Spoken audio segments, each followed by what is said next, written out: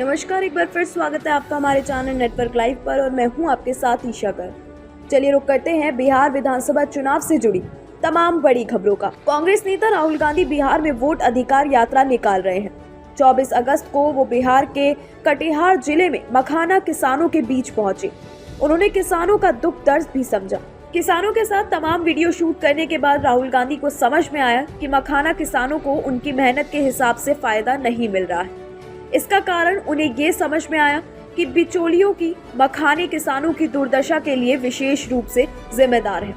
राहुल गांधी ने social media पर लिखा कि बिहार विश्व का 90% मखाना उत्पादन करता है, लेकिन मेहनत करने वाले किसान और मजदूर जो ज्यादातर दलित और अति पिछड़े समुदाय से हैं, मुनाफे का केवल 1% ही कमा पाते हैं। उन्होंने बताया कि मखाना बड़े शहरों में 1000 से लेकर 2000 रुपए प्रति किलो बिकता है, लेकिन किसानों को नाम मात्र कीमत ही मिलती है और सारा मुनाफा बिचौलियों की ले जाते हैं। राहुल ने बिहार की एनडीए सरकार और केंद्र की बीजेपी सरकार पर वोट चोर होने का आरोप लगाया और कहा कि ये सरकारें किसानों को ना तो आय देती हैं और न्याय ही न्याय है। उन्होंने वादा किया कि अगर इंडिया गठबंधन की सरकार बनी तो मखाना किसानों की बिचौलियों के बिना सीधे बाजार तक पहुंचाना सुनिश्चित किया जाएगा।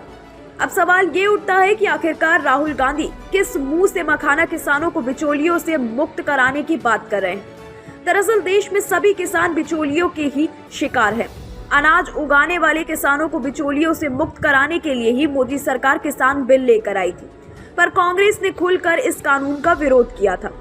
राहुल गांधी का मखाना किसानों के लिए बिचौलियों के खिलाफ बोलना और 2020 के किसान बिलों का विरोध करना एक विरोधाभास के रूप में देखा जा रहा है। किसान बिलों का एक मुख्य उद्देश्य एपीएमसी मंडियों के बाहर व्यापार को बढ़ावा देना था, ताकि किसान अपने उपज को सीधे खरीदारों जैसे निजी कंपनियों या खुदरा विक्रेताओं को बेच सके। सरकार का तर्क था कि इससे बिचौलियों की भूमिका कम होगी, क्योंकि किसान मंडी शुल्क और बिचौलियों के कमीशन से बच सकेगा। उदाहरण के लिए मखाना जैसे उत्पाद जो बिहार में बड़े पैमाने पर उगाए जाते हैं, वो किसान सीधे प्रोसेसिंग यूनिट्स या रिटेल चेन को बेच सकते हैं। राहुल गांधी ने किसान बिलों का विरोध करते हुए कहा कि एपीएमसी मंडियों का कमजोर होना छोटे किसानों को नुकसान पहुंचाएगा, क्योंकि वो मंडियों पर निर्भर है।